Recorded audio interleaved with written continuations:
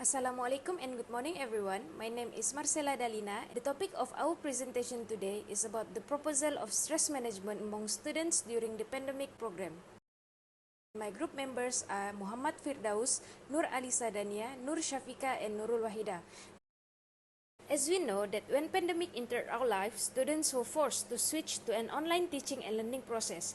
We all deal with stress, but if it's too much and uncontrollable, it can be toxic emotionally and physically.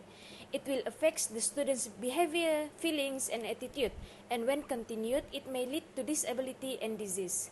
The main aim for this program is to encounter the challenge in students' studies which allows students to perform their fullest potential in online teaching and learning despite being in the middle of pandemic COVID-19. The latest pandemic coronavirus has caused huge human health harm, especially on the university student. Universities have postponed normal classroom work amid the current COVID-19 epidemic. One of the most important development was face-to-face learning, right? So most of them replaced by video lecture or live online class.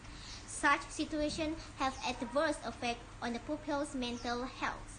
Pupils have a significant degree of anxiety and depression, which has an adverse effect on the student cognitive functioning and learning.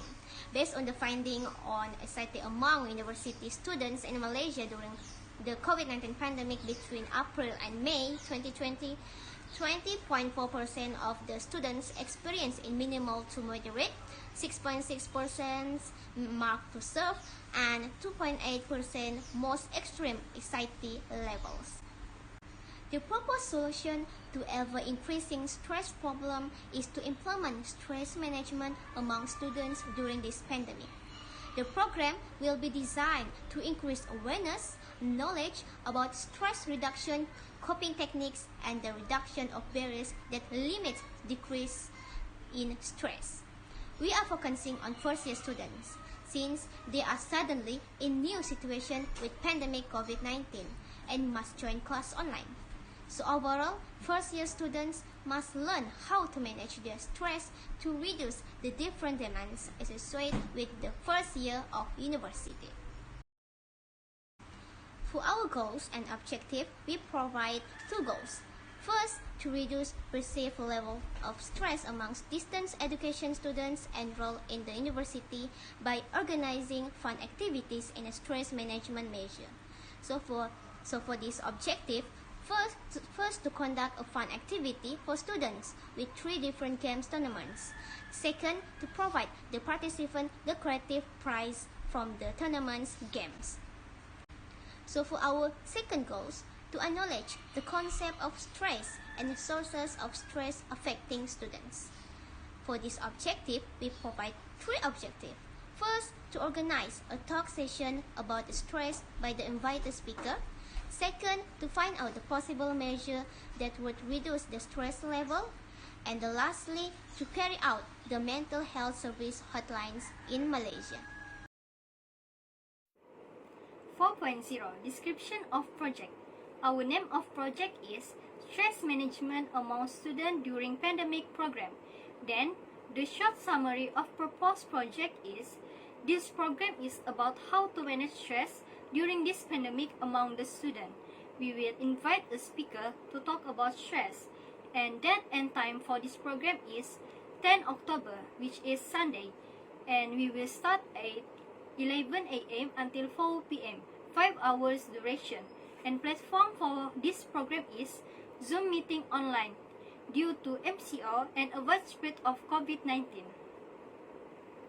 Our target community is 100 participants of first year's students UNIMAS. Next, committee members that will help the success of program is our director Nur Alisa Dania, Nurul Wahida, Nur Shafika Farahana, Marcela Dalina, and Muhammad Firdaus. Our 2 main collaborators is Befriender and Malaysian Mental Health Association, which both of these NGO is non-profit for program. They will help us to handle this program. Next is SWOT analysis. The strength is we have a united voice on mental health. We focus more on solution of the problem on mental health. Our program will cause campaign supporters which its public become stronger. Then, weaknesses.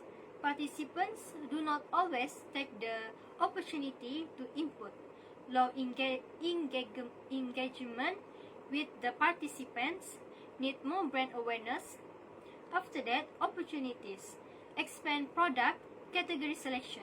Targeted advertising more to improve brand recognition. Opportunity for collective input. And lastly, threat. The challenge of proving our impact, technology changing, and laws and policy changing. Next, I will be explaining for the tentative of our program. Diagram shown here is the tentative.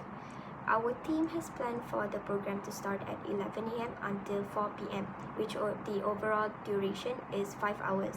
The program will have 2 sessions. At 10 a.m. until 10:50 a.m., all coordinators and employees will enter the meeting room for setup and preparation. Starting at 10:50 until 11 a.m., participants will enter the Zoom meeting room through the link provided on our company's Facebook page.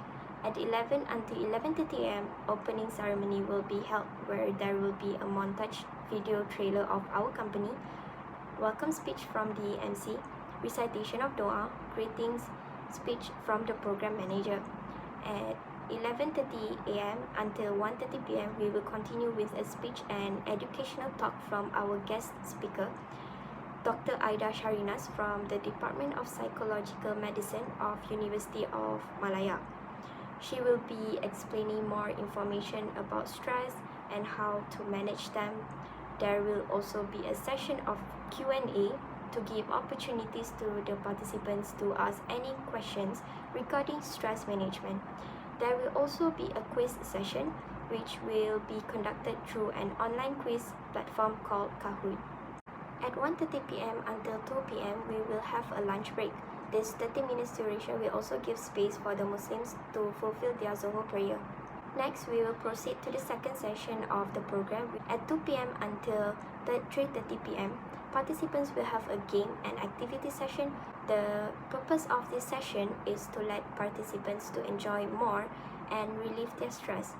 At 3:30 until 4 p.m., closing ceremony will be held where firstly we will announce the names of the winners of each games and activities. Next, we will proceed to closing speech from the program coordinator. We will also conduct an online photo session where one of our employees will take a screenshot of the meeting.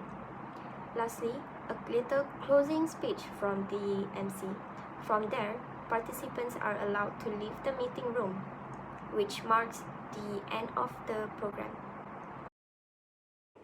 For promotional plan, the first is social media marketing. Then, broadcast for radio station for non-profit program. And lastly is email marketing. Next, we continue with our operational costs.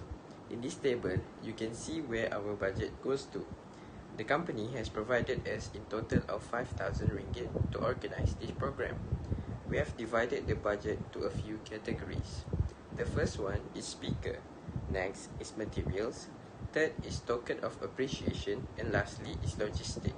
For the speaker, the fee for inviting the speaker is 300 ringgit per hour. We invited her for 2-hour session, which cost us 600 ringgit. Next, the materials. We used this budget to print out physical certificates, which cost us 70 cents each. The total cost for 120 participants and staff is 84 ringgit. Next is the token of appreciation. The first one is silicone bracelets. We will give 120 silicone bracelets to all participants and staff. The cost will be 30 cents each and total of 36 ringgit. Next, we will provide a t-shirt that costs 15 ringgit each for all 120 participants and staff, which cost us total 1,800.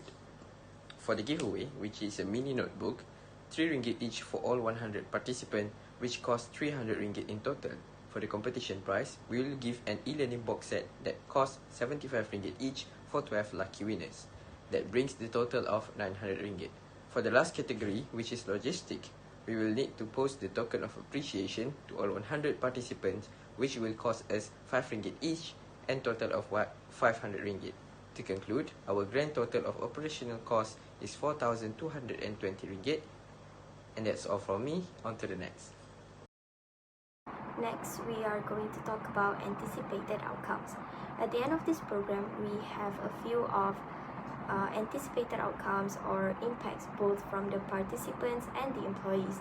For the participants' outcomes is firstly, participants are able to develop more understanding on therapy, given the opportunity to attend the program and receive samples.